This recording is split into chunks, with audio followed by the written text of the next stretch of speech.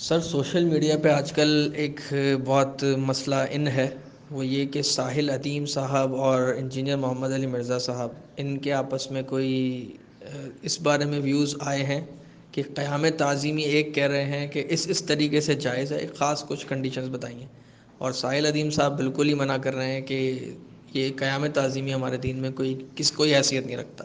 آپ اس بارے میں کچھ روشنی اس پہ ڈال دیجیے۔ قیام تعظیمی کے حوالے سے سمجھنے میں بہت سی غلطی ہو جاتی ہے۔ ہمارے دین نے قیام کو منع بھی کیا ہے، کسی کے لیے کھڑا ہو جانا اس کو منع بھی کیا ہے، اور کچھ صورتوں کے اندر ہمارے دین نے قیام کی اجازت بھی دی ہے۔ اب ہوتا یہ ہے کہ کس صورت میں ہمارے دین نے جائز رکھا، کس صورت میں ہمارے دین نے منع کیا، یہ عموماً اس فرق کو ہم لوگ سمجھتے نہیں ہیں، تو ایک سائیڈ لے کر اس کے مطابقت کی جو روایتیں ہیں وہ ہم سنا دیتے ہیں، یہ والا اپنے حساب کی روایتوں کو سنا دیتے ہیں، لیکن دونوں میں نہ کوئی تطبیق نکل رہی ہوتی ہے اور نہ معاملہ حل نہیں ہو رہا ہوتا، اور آپس میں بحث اور لڑائی جھگڑا، میں زیادہ بڑا محقق ہوں، میں زیادہ بڑا محقق ہوں، یہی ہمارا پاکستان میں تو یہی ماحول ہے۔ اللہ تعالیٰ ہمیں اس ماحول سے محفوظ فرمائے۔ اس کو میں سمجھا دیتا ہوں کہ ہمارے دین نے کس قیام کو منع کیا ہے اور کس قیام کی اجازت دی ہے۔ اس کو میں آسان سے یوں سمجھاتا ہوں، پہلے دیکھیے گا، قیام دو طرح کے ہوتے ہیں، ایک عربی کے اندر کہا جاتا ہے قیام لہو، اور ایک عربی میں کہا جاتا ہے قیام الیہ۔ یہ دو لفظ ذہن میں رکھ لیجئے گا، کسی کے لیے کھڑا ہونا لہو،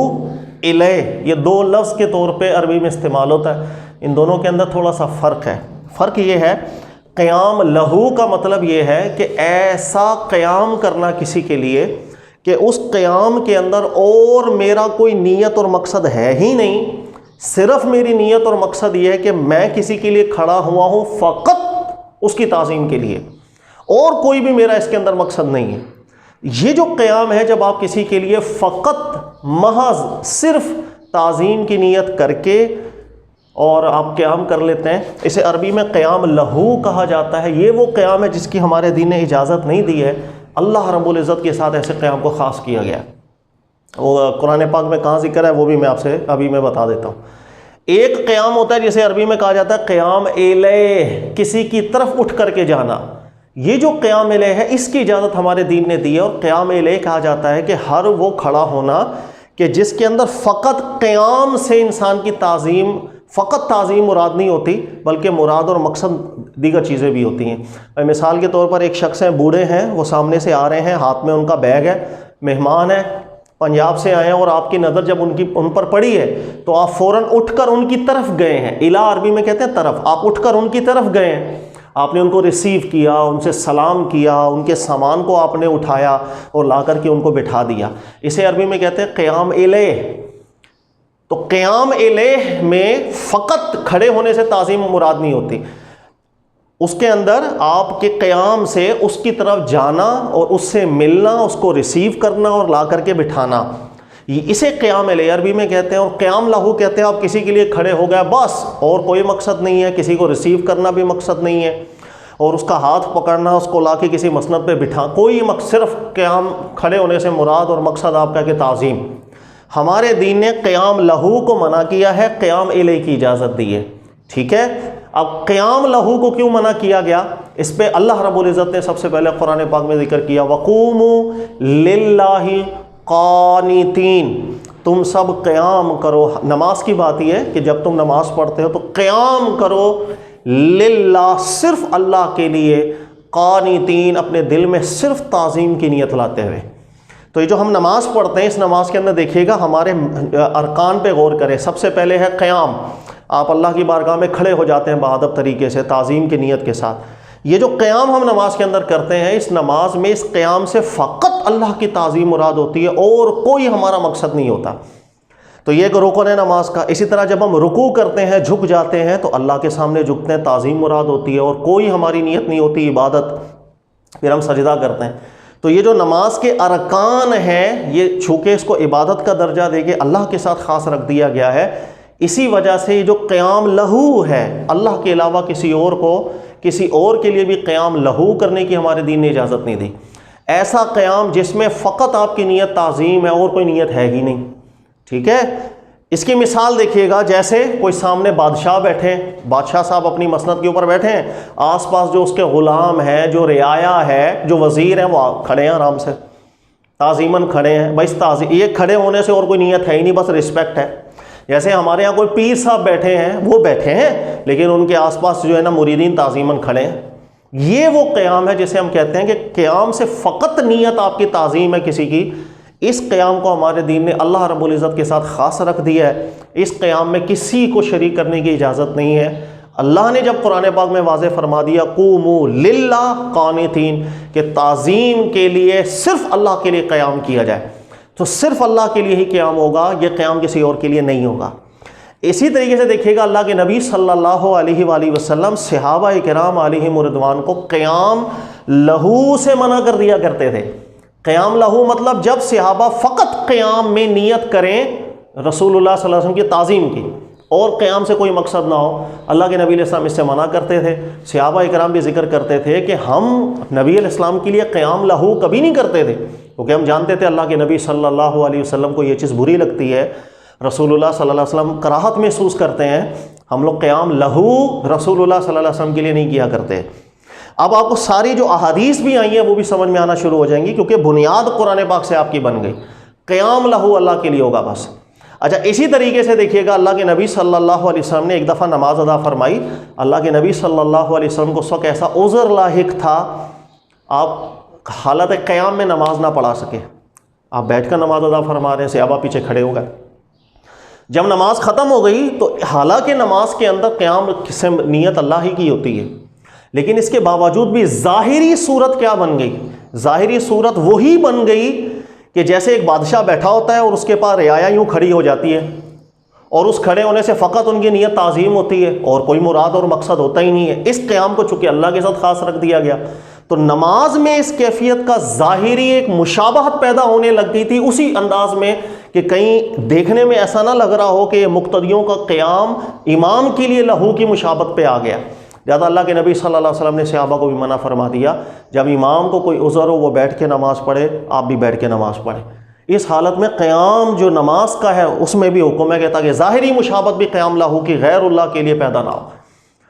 تو جتنی بھی صورتیں قیام لہو کی ہیں اب آپ دیکھیں گے حدیث میں اس کی ممانعت آنا شروع ہو جاتی ہے. اچھا ایک دوسری صورت میں نے آپ کو بیان کی قیام الیہ کی. قیام الیہ یہ ہوتا ہے کہ جس میں میرا جو کھڑا ہونا ہے اس کھڑے ہونے سے فقط یہ نیت نہیں ہے کہ میں بس کھڑا اس لیے ہوں کہ میرے دل میں تعظیم، بس اور کوئی نیت نہیں، بلکہ یہاں میرے قیام کرنے سے نیت یہ ہوتی ہے کہ میں سامنے والے بندے سے جا کے مل رہا ہوں. فقط کھڑا اس لیے نہیں ہوا کہ رسپیکٹ ہے بس میرے دل، اور کوئی ہے ہی نہیں مقصد. یا مقصد دیگر ہوتے ہیں کہ بھائی کوئی بوڑھا آ رہا ہے میں نے اس کو ریسیو کرنا، کوئی مہمان آیا میں نے اسے ریسیو کیا، جا کے ظاہر ہے ریسیو کرنے کے لیے اٹھ کے ہی جاؤں گا نا، میں اٹھ کے گیا ہوں، اس سے ہاتھ ملایا، اس کے ہاتھ میں کوئی چیز ہے وہ پکڑ لی، لا کے اس کو مسند پہ بٹھایا. ان مقاصد کے لیے جب آپ کسی کی عزت کرتے ہیں اور اسے قیام الیہ کہا جاتا، اس کی اللہ کے نبی علیہ السلام اجازت دیا کرتے تھے، کیونکہ جس قیام کو اللہ نے اپنے لیے رکھا ہے وہ الگ چیز ہے. یہ قیام مخلوق کے لیے ان کی آپس کی عزت اور احترام و توقیر کے لیے، اس کو ہمارے نبی علیہ السلام نے اجازت دی. اب آپ دیکھیں گے جہاں جس حدیث کے اندر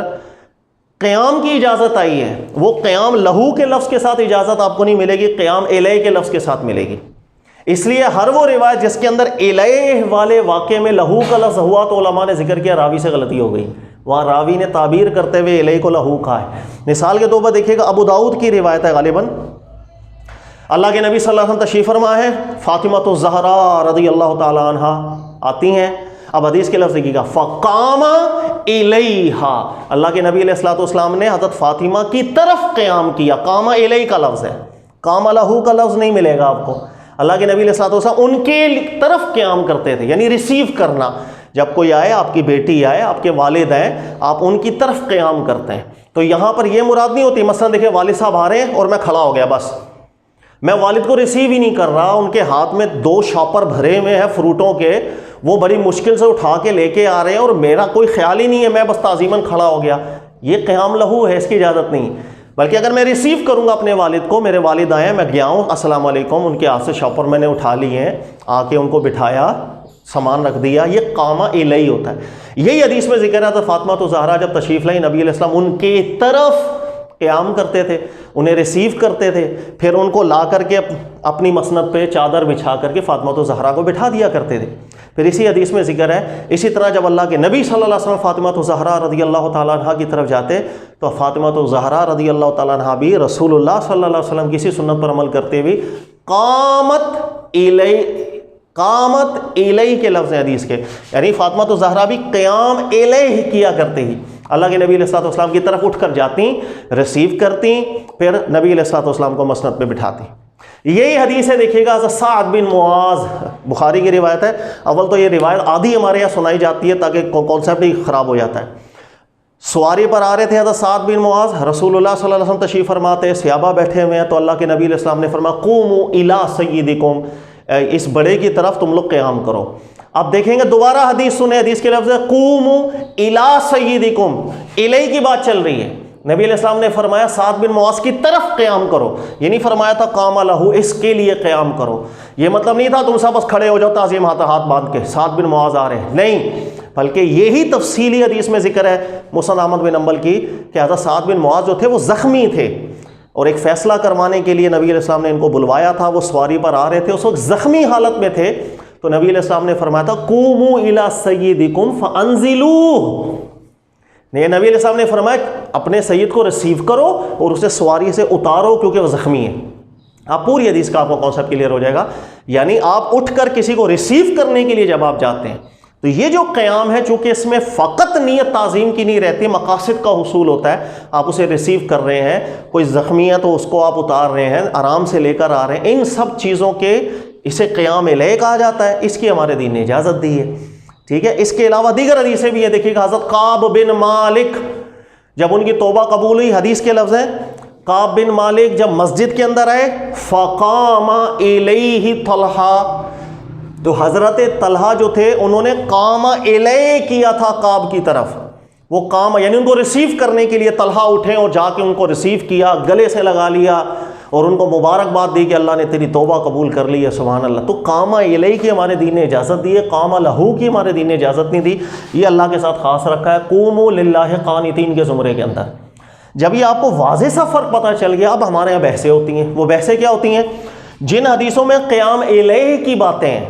ہم اس قیام الیہ کی باتوں سے استدلال کرتے ہیں کہ لوگوں کے لیے قیام لہو کی اجازت ہے۔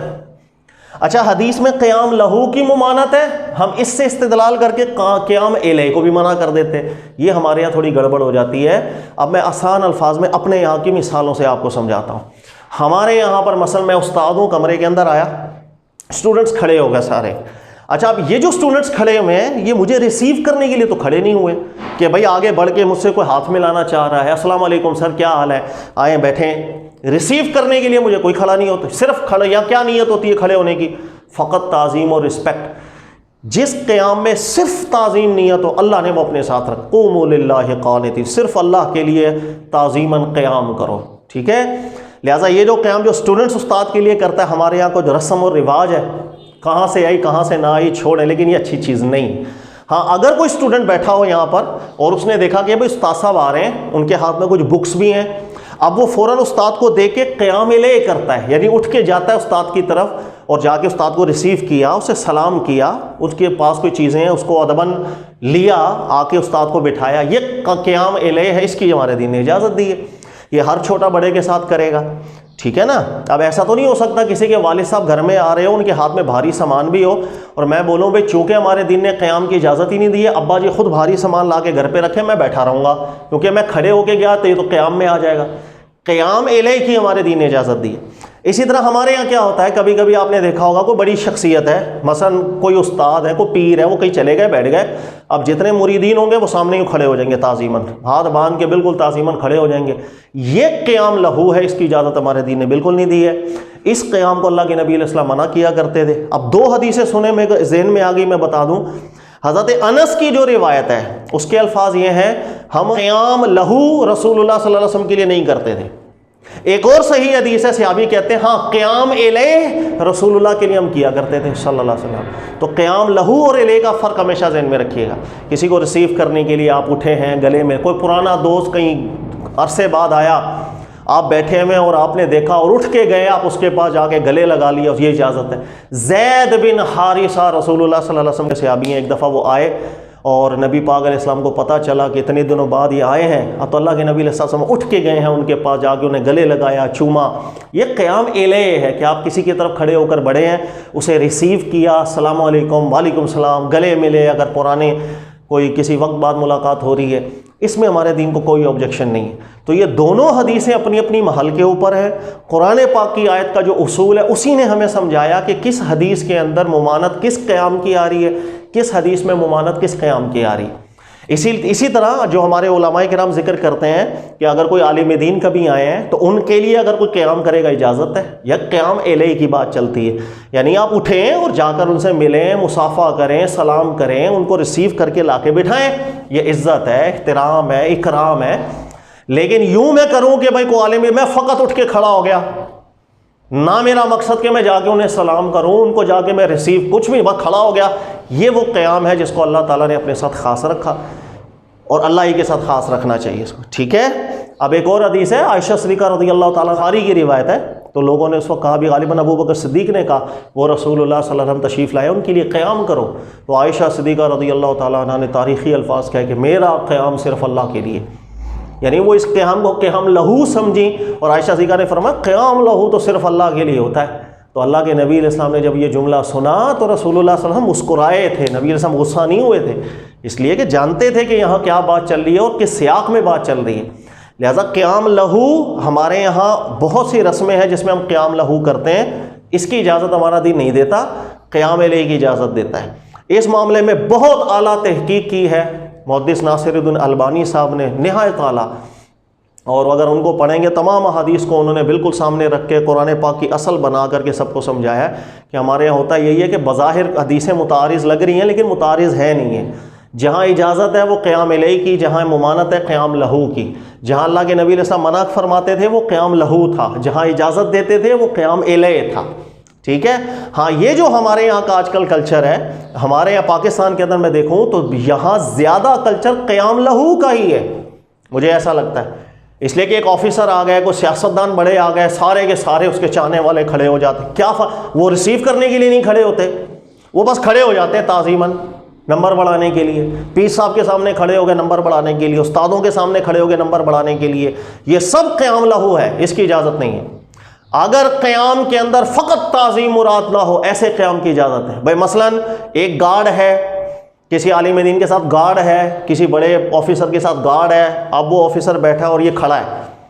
یہ کھڑا تو اس کے لیے ہی ہے، لیکن یہاں صرف قیام کرنے سے اس کی تعظیم مراد نہیں ہے، بلکہ ایک مقصد ہے، اور وہ مقصد یہ کہ حفاظت ہے، وہ کھڑے ہو کے دیکھ رہا ہے ان پر کوئی نقصان نہ پہنچا دے، ایسا کھڑا ہونا قیام علیہ ہے، اس کی اجازت ہے۔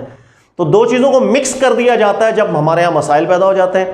پھر مسائل کبھی بھی ہم حل کرنے کی طرف تو جاتے نہیں ہیں، ہم نے ایک رخ ہمیشہ لے کر امت میں فتنہ پیدا کرنا ہوتا ہے، لڑائیاں کروانی ہوتی ہیں، وہ جاہل میں عالم، اور دوسرے نے کہنا ہے میں زیادہ عالم تو بڑا جاہل۔ اللہ کے بندو دونوں ہی ٹھیک ہو لیکن غلطیاں بھی دونوں ہی کر رہے ہو، ایک رخ یہ بیان کر رہا ہو، ایک رخ یہ بیان کر رہا ہو، تو میں اس میں کہتا ہوں عموماً کہہ دیا کرو اچھا بھائی تو بڑا عالم، لیکن لڑائی جھگڑے کا ماحول تو پیدا نہ کرو، فتنہ فساد کی ضرورت نہیں ہے۔ ہاں ایک بات ضرور ہے، پاکستانی جو کلچر ہے، پر پاکستان کے ساری پوری دنیا میں شاید یہ اب کلچر قیام لہو کا کلچر بن چکا ہے، اس کے اندر یاد رکھیے گا اللہ کے نبی علیہ الصلوۃ والسلام نے ایک بہت تنبیہ فرمائی کہ ہر وہ شخص جس کو اچھا لگ رہا ہو کہ میرے لیے لوگ کھڑے ہوں، اور کبھی وہ آیا اور لوگ کھڑے نہ ہو، اس کو دل میں برا لگ رہا ہو، نبی علیہ السلام فرماتے ہیں اپنا ٹھکانہ جہنم میں بنا لے، اس لیے کہ عیب دار چیز ہے، وہ اپنے آپ کو قیام لہو کا حقدار سمجھنے لگ گیا، اور یہ اللہ کے ساتھ خاص تھا۔ جب قیام لہو کا کوئی اپنے لیے حق سمجھنے لگ جائے تو وہ اللہ کی برابری کرنے کی طرف جاتا ہے، پھر اس پہ وعید بھی بڑی سخت ہے۔ اس لیے بہتر یہی ہوتا ہے کہ قیام کی عادت انسان چھوڑے تاکہ بڑی بلا میں نہ پھنسے۔ ہاں قیام علیہ کی طرف جائے، کسی کو ریسیو کرنے کے لیے اٹھ کر اس کے پاس جائے، اسے مصافحہ کرے، اس کو لا کر کے بٹھائے، اس کے پاس کوئی سامان ہے وہ سامان لے، یہ قیام علیہ ہے، اس کے اندر کوئی ممانت نہیں ہوتی۔ تھوڑی سی تفصیل ہو گئی لیکن مجھے امید ہے یہ جو قیام کا مسئلہ ہے سمجھ میں آ گیا ہوگا۔ حدیثوں میں کوئی کلیش نہیں ہے، اس لیے کہ قرآن پاک کی اصل جب سمجھ میں آ جاتی ہے پھر یہ دونوں حدیثیں اپنے اپنے مقام پر بالکل ٹھیک ہیں۔ جزاک اللہ خیرہ۔